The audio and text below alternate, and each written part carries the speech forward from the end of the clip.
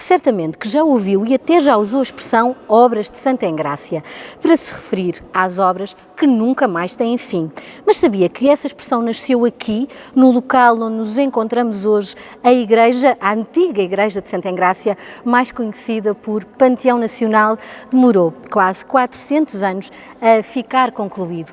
Na visita deste mês vamos ficar a conhecer esta e outras curiosidades, mas também a história deste monumento emblemático da nossa cidade, que é Monumento Nacional desde 1910. Fique connosco, seja bem-vindo ao Panteão Nacional. Connosco temos a Alexandra Bera, na anfitrião desta nossa visita. A Alexandra é técnica do Serviço Educativo do Panteão Nacional. Olá, Alexandra. Muito Olá, bom dia. Marta. Antes de mais, muito obrigada por ter aceito este nosso desafio. Vamos começar a contar a história deste magnífico edifício que nos deslumbra a todos e cuja construção também envolve uma história de amor, é assim? Bom, tenho uma bonita história de amor e, antes de começar, eu acho que era importante prestarmos homenagem à responsável pela edificação de uma igreja dedicada a Santa Engrácia. Trata-se da nossa infanta Dona Maria, filha do rei Dom Manuel I. Ora bem, a nossa infanta nasceu no século XVI, nasceu em 1521, faleceu em 1577 e, para a época, ela era uma das mulheres mais conceituadas, mais intelectuais, mais eruditas, que, de facto, tinha uma devoção extrema pela Santa Engrácia, razão pela qual a igreja aqui edificada foi dedicada e ganhou o nome Igreja de Santa Engrácia. Esta igreja começou a ser construída por volta de 1568. Mas a história daqui que a Marta falava, da história de amor... Porque é um bocadinho uma história de amor misturada com lenda, ou não estivéssemos nós em Portugal, também o país em que muitas das lendas se tornam quase histórias reais. Pois muito bem, no dia 15 de janeiro de 1630, acontece que essa primitiva igreja, que não é esta, onde estamos atualmente, é assaltada.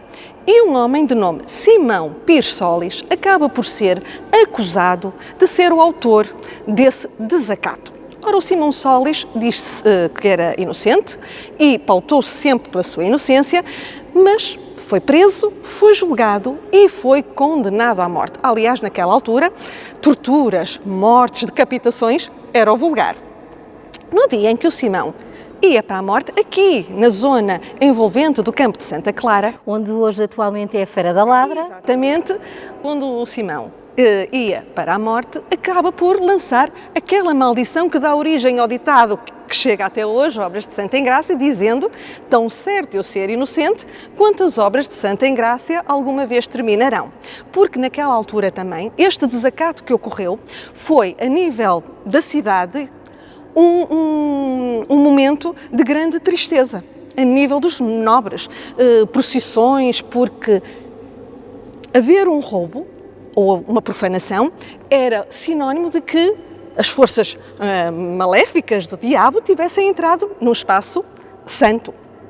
E então o nosso amigo Simão é morto e só passado muito tempo é que a verdade acaba por chegar, quando um homem é preso na província da Galiza, em Ourense mais propriamente, e revela ter sido ele o autor do assalto da igreja de Santa Engrácia. Só que já era tarde. O Simão já estava morto e o que ele andava a fazer não era mais nem menos do que visitar a sua amada, que estava no convento de Santa Clara, que era a Violante. Ora bom, depois desta tragédia, a igreja foi fechada e o culto deixou de existir, porque teria que ser novamente, o espaço teria que ser novamente abençoado. Daí que existiram festas, celebrações, procissões e a igreja voltou a abrir. Este espaço teve vários usos ao longo dos séculos. Foi fábrica de calçado, depósito de armamento e também depósito de fardamento. Aliás, foi entregue ao exército também só no início dos anos 60, altura em que Salazar ordenou a conclusão do edifício, é que ele foi determinado à sua adaptação a Panteão Nacional. E há aqui uma outra curiosidade, é que ele foi inaugurado no mesmo ano de outro icónico elemento da nossa cidade, cidade, que quem é de Lisboa se habitua a ver todos os dias e a atravessá-la também, a Ponte 25 de Abril. Ambos foram inaugurados em 1966. Não é assim, Alexandra? É bem verdade que o Panteão Nacional foi inaugurado em 1966 e não foi por acaso escolhida esta data, porque nesse ano o Estado Novo completava 40 anos. E foram anos e anos em que este edifício ficou incompleto, sem uma cúpula, a céu aberto e, portanto, foi dado aquelas utilidades todas que referiu há pouco tempo. Temos então que referir um aspecto muito importante, é que desde 1916 estava já designado que aqui este hoje monumento seria o Panteão Nacional e não uma igreja. E a única Eucaristia que teve lugar foi a da inauguração, onde o cardeal Cerejeira, com toda a pompa e circunstância, fez aqui, abençoou o espaço para, de facto, abrir as portas ao público e acolher as individualidades, que não são todas as que nós temos hoje. Já vamos falar sobre elas e também já vamos ver as 3 salas tumulares onde elas se encontram. De momento encontramos aqui nesta magnífica, se me permitem, nave central. Alexandra, para além dos elementos que nós já falámos, há aqui outros dignos de destaque. Um deles é o órgão que está atrás de mim, mas também estas arcas. Eu queria perguntar-lhe e queria que nos contasse um bocadinho da história deste órgão e depois também, no fundo, o que são estas arcas que nós podemos aqui encontrar. Temos então aqui um órgão ibérico do século XVIII, de Fontaine, que estava guardado na sede de Lisboa. Podemos dizer que este órgão tem um órgão gêmeo. E como estava encaixotado, nada melhor para um lugar onde já não seria uma igreja, não teria os santos e toda aquela, as alfaias litúrgicas que constituem, não é? Todo o aspecto de uma igreja, do que colocar à vista de todos esta peça, que é uma peça de arte. E parece que foi feito de propósito para aqui. Sim, encaixou muito bem. Quanto às arcas que referenciou há pouco, são arcas de nome cenotáfios, pois são de corpo ausente.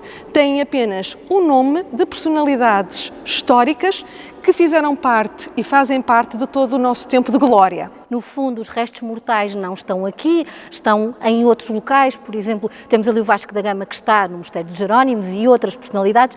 Estas arcas, no fundo, funcionam como uma homenagem a estas figuras tão importantes da nossa história. No corpo central temos cenotáfios e, tirando aqui o Nuno Alves Pereira, depois o Santo Condestável, que também, por curiosidade, no exterior da fachada encontra 3 estatuetas de António Duarte, com a representação da Santa Engrácia, da Rainha Santa Isabel e do Santo Condestável.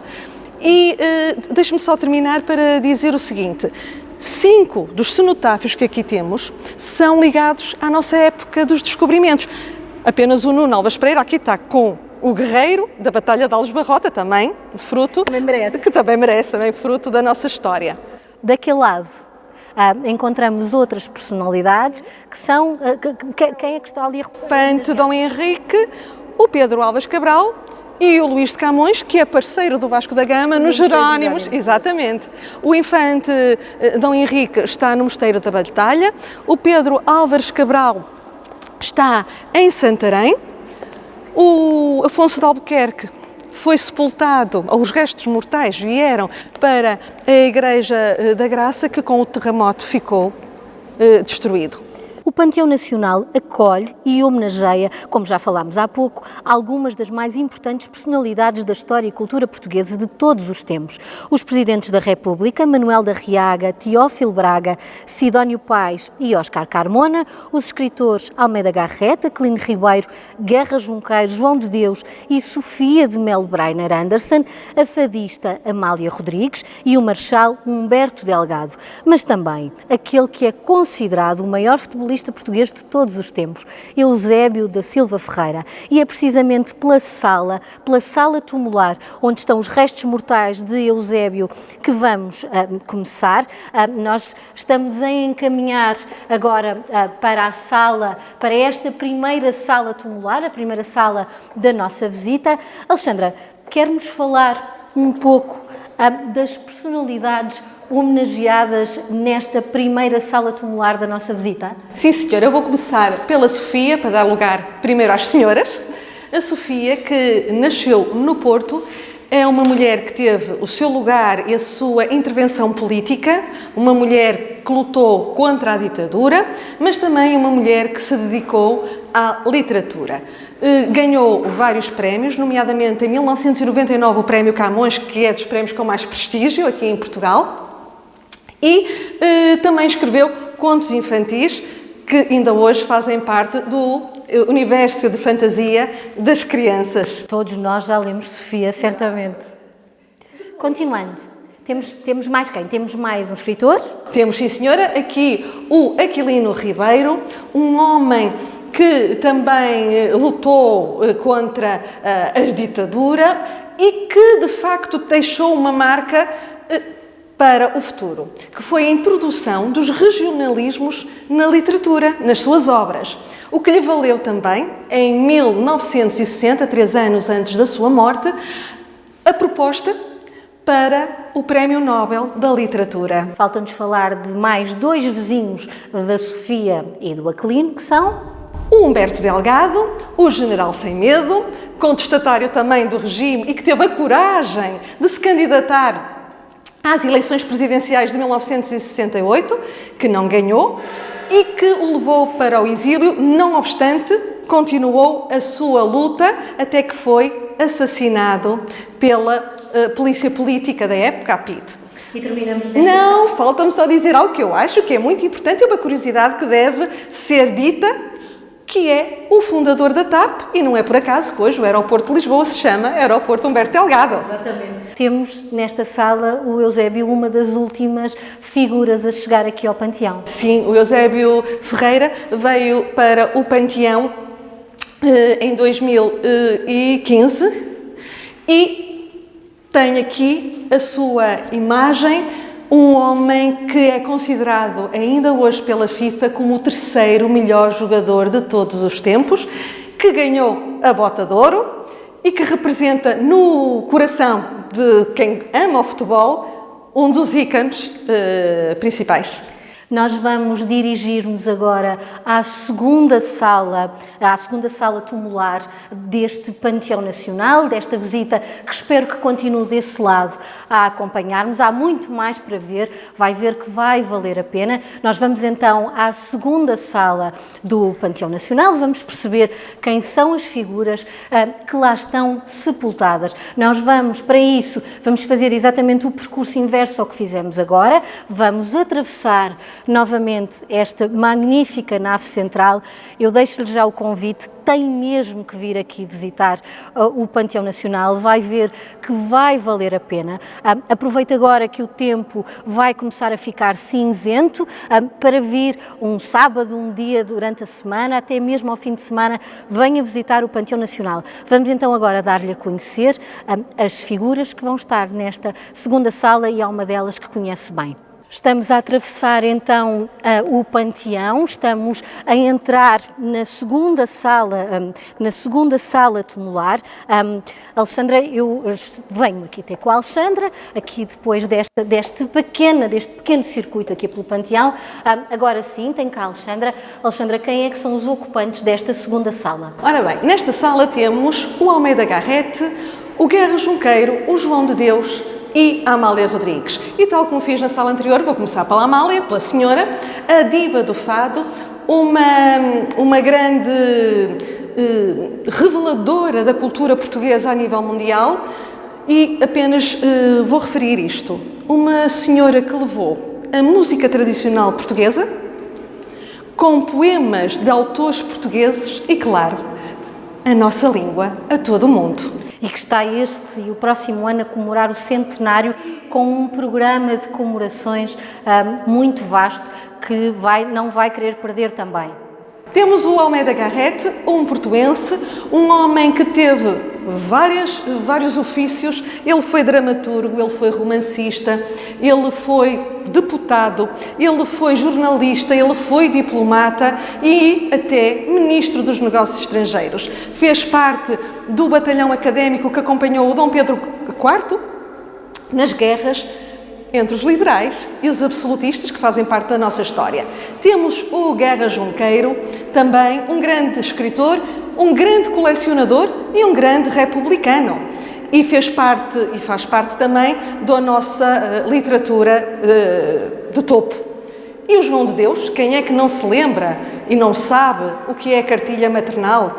Um homem que inovou a forma de aprendizagem da leitura, quando os métodos que estavam em vigor já eram considerados muito retrógrados. Nós estamos então agora a mostrar exatamente os túmulos destas personalidades. Há aqui uma curiosidade que é normalmente, Alexandra, e vai-me poder ajudar nesta curiosidade, o túmulo da Amália normalmente tem sempre flores trazidas por admiradores, não é? Qualquer das individualidades que aqui estão podem ter qualquer carinho dos seus visitantes. Não é a Amália em particular. Qualquer um, basta querer vir e depositar as flores da sua personalidade que mais admiração tem.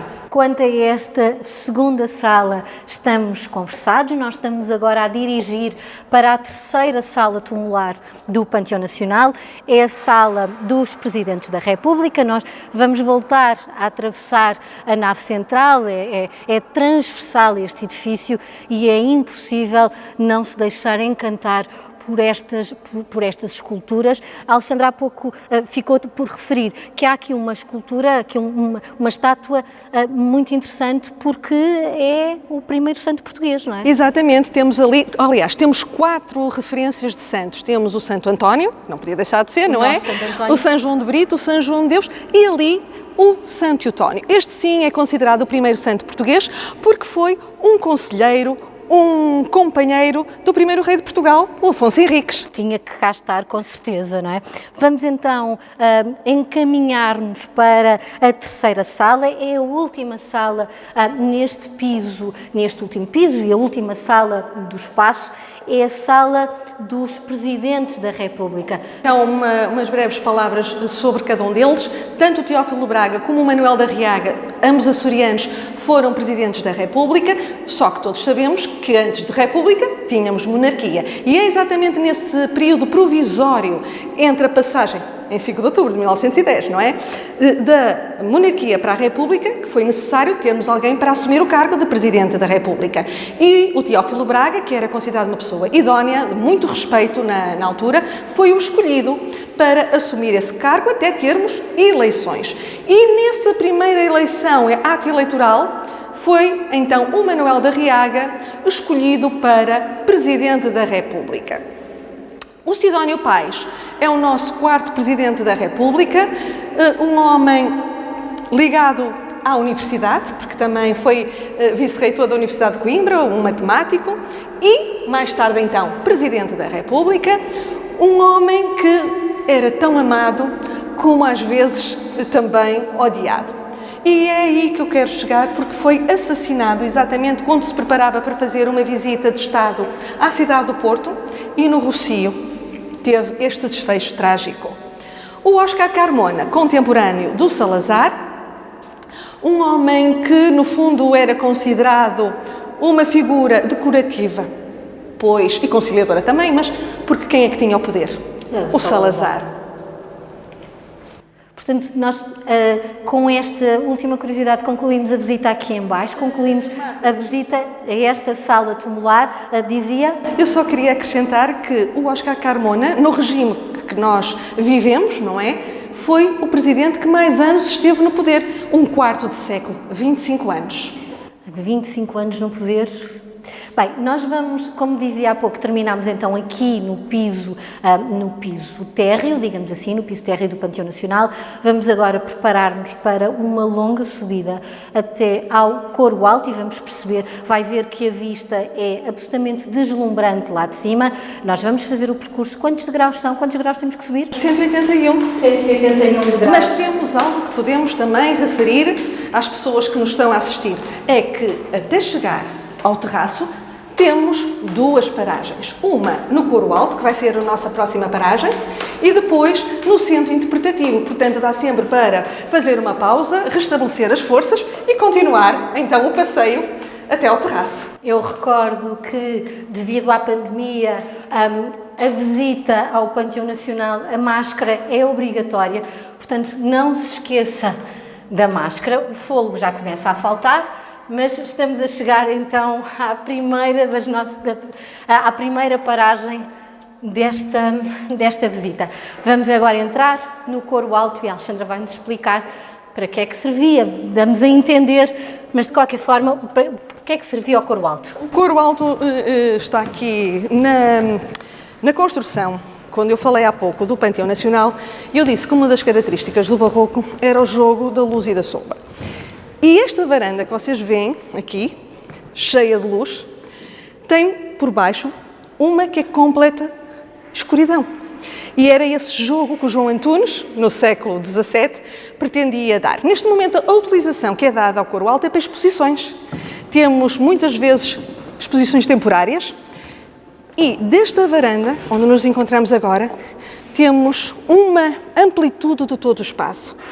E, na minha opinião, quanto mais alto nos encontramos, mais imponente o monumento se torna. Aqui, mesmo que tenha vertigens, é relativamente tranquilo, o que não podemos dizer de outros elementos deste espaço, mas vale mesmo muito a pena. Nós estamos então a ter uma panorâmica deste nosso Panteão Nacional. Nós vamos continuar a nossa visita. Eu gostava só de fazer um apontamento, que é relativamente a estes frisos e estas 4 semicúpulas do século XVII e, portanto, da autoria do João Antunes. Vamos então dirigir-nos para uma outra sala, vamos subir mais uns quantos degraus, mas como lhe digo, vai ver que vale a pena, continue connosco. Nós vamos agora à sala das maquetes, onde vamos encontrar, por exemplo, a prata usada na missa de inauguração do Panteão Nacional a 7 de dezembro de 1966. Como me dizia, como me explicava a Alexandra, chamam-se alfaias litúrgicas. É assim. Estas alfaias... Uma boa aluna. Acho que sim, é bom. Estas alfaias litúrgicas foram então feitas propositadamente para o ato de inauguração do Panteão e outro dos destaques que eu gosto de frisar é a maquete do Panteão que se encontra mesmo no centro da sala. E porquê?